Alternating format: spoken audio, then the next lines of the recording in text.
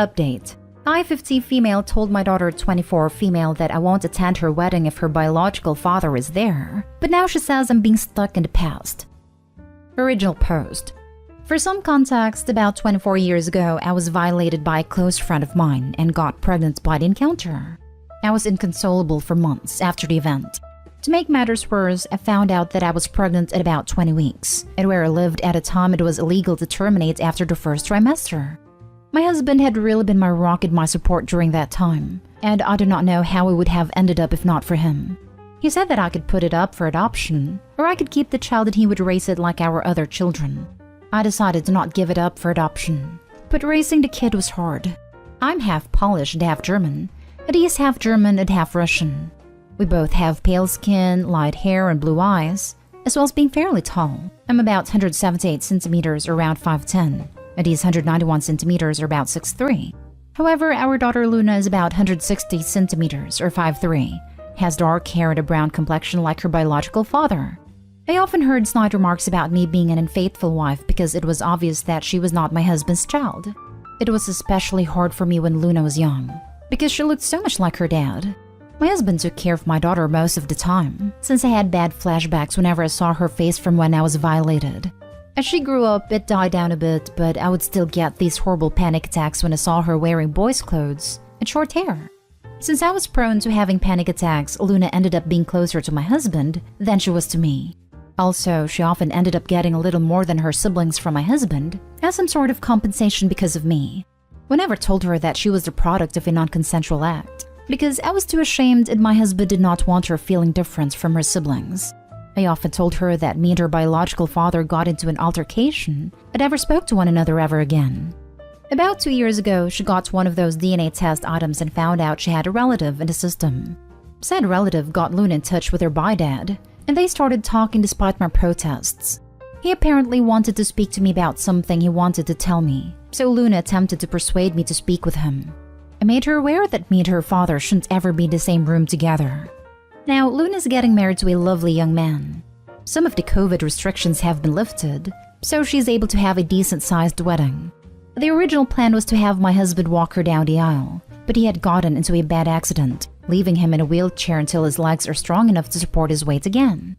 However, this is not her idea of a picture-perfect wedding day, so she invited her biological father to have the honor of being the bride's father.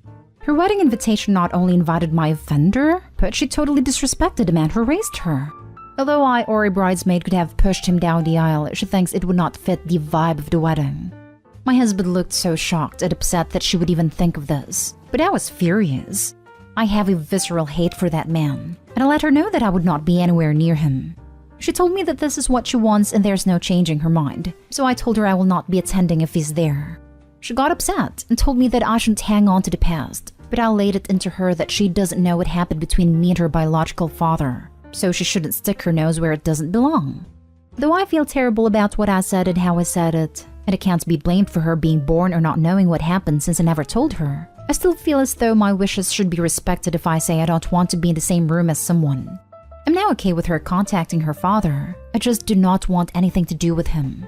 Also, it's rude to replace your father with another man who you've barely known for 2 years because of something he couldn't control. Can anyone offer me a perspective that I am not catching? Has anyone ever dealt with this, and if so, how? Now for the top advice before reading the update. You need to tell her how she was conceived. You did her a disservice by concealing that from her and allowing her to have a relationship with an offender. Now that offender has obviously fed her a narrative that paints him in a convenient light. Who knows what else that man could do? Tell her immediately. She should know that a picture-perfect wedding she wants will forever be marred by having him there. If after telling her she sticks to her guns, let her know you won't have a relationship with someone who so easily sides with someone like that. I was conceived from my father violating my mother. I would never expect my mother to see my father at all. You need to tell her. It's her business as well as yours. Also, I didn't discover the truth of my conception until I was roughly your daughter's age. It took some processing, but I've moved on. It's part of my story as it's part of your daughter's. It's time to stop lying to her. Frankly, you should have put her up for adoption the second you started having panic attacks around her. She's a grown 24-year adult.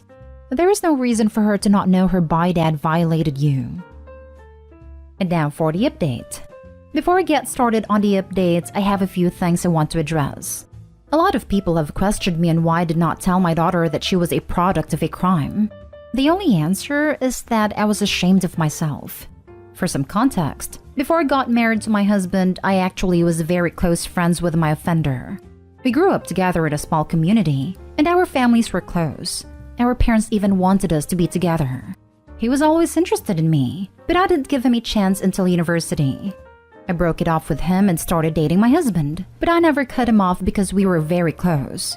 He invited me over to drink. This was normal for us. And when I started getting a bit tipsy, he violated me. I was very traumatized by the situation and tried to get him jailed, but I couldn't. He had a very good reputation, so everyone believed him, even my own mother, when he said I willingly came over and did it with him. I eventually stopped pursuing the case because of the social pressure, which only got worse when I found out I was pregnant. I eventually left the place with my husband and kids to live somewhere else. After I gave birth, my husband suggested therapy, but I was scared of being judged again, so I decided to bury it and try to forget about it. I just realized now that it was the worst way to go about this, but it's the only way I knew how to, honestly. Now on to the update. After reading all the advice I'd gotten, I decided that I should stop running away and tell her everything. I called her to come over and she did. I first apologized for yelling at her for her suggestion, because in her mind it was an innocent suggestion. I told her that I wasn't angry at her, but at how fast she was willing to replace her father because he was in a wheelchair, and that anger was compounded because she brought up her genetic father. I apologized again for acting childish and not like an adult. She asked me why I'm so against her genetic father being in the same vicinity as I am, and I just told her everything, from our initial friendship to her forced conception. She didn't believe me, like some of you predicted, but I can get a copy of the records of the court case and offered them to her if she needed a look. She looked stunned, like she wanted to believe me, but couldn't. I apologized for keeping all this from her because I didn't know how to bring it up. She told me she didn't believe me and would confirm with her genetic father, so I told her to take the time she needed to process all this. Later that day, she came again, crying and apologizing for not believing me. I held her and cried and apologized too. It was kind of therapeutic. We had a long chat and I did feel closer to her. When we were done, she said she wanted to take me out to a surprise to help me feel better in a couple of days, which I happily agreed to. I went to see her yesterday in this little restaurant with a patio that had a private pay-for-use area for a maximum of 4 people due to COVID. She ran up to me and gave me a hug. Then she led me to the patio, where her biological father stood. She told me he was here to apologize and start my healing journey. I just wanted to leave, but he grabbed my hand, and all those memories I tried to repress just came back out. I started having a panic attack and lost my balance, to which she tried to help me keep my balance, which worsened everything. I honestly don't remember how I left, but I ended up in my car just sobbing. I called my elder son to pick me up because I was not fit to drive at that moment. Today my daughter called me upset that I ruined her surprise, but I was extremely upset with her. I asked her why she did that when she knows everything that happened between me and him, and she tried to use the excuse of my healing journey, but I wasn't having it. She admitted that she wanted me to get used to him because he's gonna be walking her down the aisle along with my husband and we'll be doing the daddy-daughter dance. I told her that while I loved her and respect her decision to be with him, I am not willing to be anywhere he is. She started complaining about how she wants all her family to be there and I'm still not forgiving, but I hung up the phone. My husband is aware of everything and stands by me if not going to her wedding, but I don't want this. If my other children were to know, they would stand by me and tell the rest of their extended family, which is going to lead to my daughter getting disowned by the family. But there is no need to give me advice on this because I will be seeking professional aid. Anyways, one good thing to come out of this is that I'm finally confident enough to seek therapy. Thank you for listening to my venting and for commenting on my last post. Happy holidays! I hope you enjoy it with those who love you. WTF. Honestly, same. Daughter checked all requisites of villainy. Never met the daughter, but her entire existence infuriates me right now. It baffles me that in some twisted way, she excused, condoned, accepted, doesn't care that the assault happened. Can't even find a right word, but it was selfish of her to ambush you with that horrible person. sending virtual boosters and support to OP after being hit with a hurricane of an event. Seriously, what a self-centered little see you next Tuesday. What a horrible daughter. No offense. But at least you have other people in your life with warmer hearts. I think the same. Only a little piece of trash can think that is a good idea to forgive an offender for her selfish wants. I know that she's her daughter, but I'll cut her off if it was me. This is a lot for you to deal with. Virtual hugs from an internet stranger. I'm sorry. I'm so sorry for all of this. My heart goes out to you. Question, if I may, is your husband going to the wedding? No, my husband is very angry with her at the moment. Despite his injury, he's been constantly checking on me to see if I'm alright. I honestly love that man, and I seriously doubt that I would be alive if it weren't for him. I may be way off here, but your kids and the rest of your family deserve to know the truth. She deserves to be disowned. You have suffered enough for her. If I was your child or a family member, I would want the chance to do right by you. Also, she may tell them regardless. It's best they hear it from you before she spins the story to make her seem like the reasonable one. Now for the last story. Update. My daughter ran away at 17 to be with her husband. She is now 22, he is 34, and I have recently found out she is pregnant and would like to try again to reach out to her. I'm not sure which way would be best. Original post. Hello, I'm 53 years old and I have a 22-year-old daughter. My husband and I have not spoken to her for 5 years when she left home. She ran away at 17, and when we located her, she was already 18 and living with her husband, who is 34 years old now. My husband completely cut her off, but I tried to maintain contact with her, but never got any responses from her. Eventually, she changed her phone number, and I didn't even have any way to contact her. Recently, my daughter has reached out to one of her cousins, and that cousin has told me that my daughter is expecting her first child. I would like to reach out to my daughter and repair our relationship. I would like to help her with her pregnancy and be part of my grandchild's life. I'm looking for advice on what you think the best way to contact her would be. My options are 1. Send her a message over social media. This seems very impersonal to me. 2. Send her a text message. I worry this will upset her because it would mean her cousin giving me her phone number. I don't want my daughter to see that as a betrayal of her trust. 3. Write her a letter. This seems like the most personal way for me without invading her privacy. Worst comes to worst, her cousin can take a picture of the letter and send it to her. I would just like others' opinions on what they think I should do. Thank you very much. I'm going to add in some pertinent background information. When my daughter ran away, my husband and I did not know she had left willingly to be with her boyfriend, the man she's married to now. We did not even know she was dating someone. We thought she was kidnapped. There was a search for her, and my husband and I exhausted our savings and retirement to search for her once the police stopped. Months later, we found out she was alive and well, and had gotten married to that man once she turned 18. My husband has not talked to her since, though I have reached out many times. Our relationship was very good until she turned 16, when I later found out she began dating her now husband. Around that time, she began sneaking out, skipping school, and lying, which we know was probably due to the influence of her husband. I do not know much about their relationship dynamic, other than she apparently admitted to my niece he's controlling. Now for the top advice before reading the update. A letter is least intrusive and most respectful.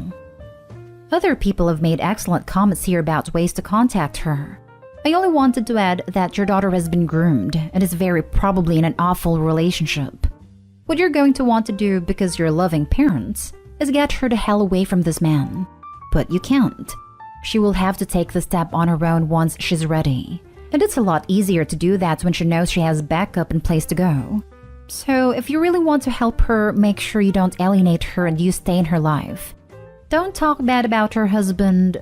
Don't talk good about him either. Better to not mention him at all. If she does talk to you about him, try to let her come to the realization on her own by biting your tongue and doing nothing but asking questions. Are you okay with that? How does that make you feel? Do you think that's what love is? Stuff like that. Remember, her husband is probably looking for a way to isolate her further. You're gonna have to rebuild that bond again. Do not be judgmental about their marriage/relationship at all, especially in the beginning. Edit/update. I asked my niece to reach out to my daughter about the two of us talking. My niece told me she said yes and gave me her phone number. She said to call her tomorrow after 9 o'clock. I'm very excited about this new development. And now for the update. I'm writing this quickly while I have a chance. I received a lot of wonderful advice, and for all of you who are well-meaning, I thank you very much. After I wrote my last post, I reached out to my niece to ask her if my daughter wanted to be contacted by me or not. My daughter says yes, and said for me to call her after 9 o'clock the next day, but made sure to say not to call her beforehand. At 9:15 the next day, I called my daughter. She immediately told me she needed money at a place to stay. She told me her husband had begun to get physical with her, and she was afraid for herself and her child. In summary, over the last few days, we have found out that my daughter's husband was emotionally and financially controlling her over the years. But my daughter was fooled by him enough that she thought it was okay or normal. She said that he would get mad at her if she talked about reaching out to her father and I, and would tell her that we were going to try to break them apart. It wasn't until she became pregnant and got worse that she realized she needed to get out. My husband and I immediately flew to go get her and bring her home. We have already talked to law enforcement in both her town and ours. Thank you, everyone. I know this is written rather hastily, so if there are any questions, I will answer them. I wish you and your daughter all the best. I'm glad she felt able to ask for help and leave her abuser. That takes great courage, especially after being groomed so young. Thank you very much. She was very brave, and we are very proud of her. What a great response from you. I am sure this was not what you expected and you went into protective mode immediately. My one piece of advice is, understand she may not open up about everything immediately. Let her know that's okay and your home is a safe space. And when she's ready, you're there for her if she wants to share. She would fare well with therapy, but what a damn champ for asking for help. She's a strong one. You raised her right. Congrats on being a grandparent, though on quite a different type of journey than you expected. My husband and I immediately flew to go get her and bring her home. What a relief it must be for her to find herself in a safe place. Please be patient with her. Her recovery will take time and will require therapy and a lot of support.